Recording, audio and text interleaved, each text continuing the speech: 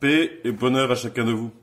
Nous fêtons en ce jour Sainte Catherine de Sienne. Et vous aurez, dans ce pèlerinage qui est le nôtre, et même vous qui nous suivez, deux homélies qui sont là présentes. Une aujourd'hui sur cet évangile de Catherine de Sienne, et une autre sur notre chapitre 6 de Saint Jean que nous poursuivons. Frères et sœurs, en ce temps-là, Jésus prit la parole. Père, je proclame ta louange. Ce que tu as caché aux sages et aux savants, tu l'as révélé aux petits. Révéler aux petits, c'est bien notre réalité à chacun et chacune de nous. Nous sommes petits. Petits dans le main du Seigneur et petits mais très grands dans les mains du Seigneur. Petits mais costauds avec le Seigneur. Chacun de nous, nous avons à découvrir cette sainte Catherine de Sienne qui est celle qui nous donne une parésia, une véritable parole, force, encouragement pour tenir une parole vraie et pour amener la vérité. Catherine de Sienne a beaucoup à nous dire dans les temps qui sont les nôtres. Elle est celle qui va prier pour que le pape revienne en Avignon. Elle est celle qui va prier pour que les gouvernements politiques s'entendent entre eux et que les chrétiens soient véritablement des chrétiens.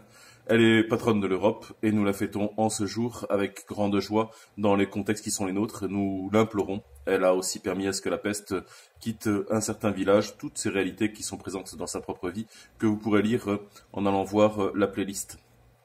Chacun de nous, frères et sœurs, nous avons à découvrir cette réalité, ce que tu as caché aux sages et aux savants. Tu l'as révélé aux petits. Est-ce que nous sommes orgueilleux de notre sagesse ou est-ce que nous recevons tout de Dieu? C'est bien là la question. Est-ce que nous sommes dans une manière d'être accueillants à la grâce du Seigneur chaque instant ou est-ce que nous sommes orgueilleux dans un savoir qui est le nôtre et nous n'entendons personne nous dire quoi que ce soit? Il me semble que c'est légitime de pouvoir vous dire cela. Et nous avons les uns les autres à avancer dans cette légitimité de notre présence sur cette terre. Légitimité de faire entendre notre voix et de dire qui nous sommes à cette terre. Ce que tu as caché aux sages et aux savants, tu l'as révélé aux petits. Ces petits, nous en sommes parce que nous avons découvert celui qui portait le joug et qui ne cesse de porter toutes choses avec nous.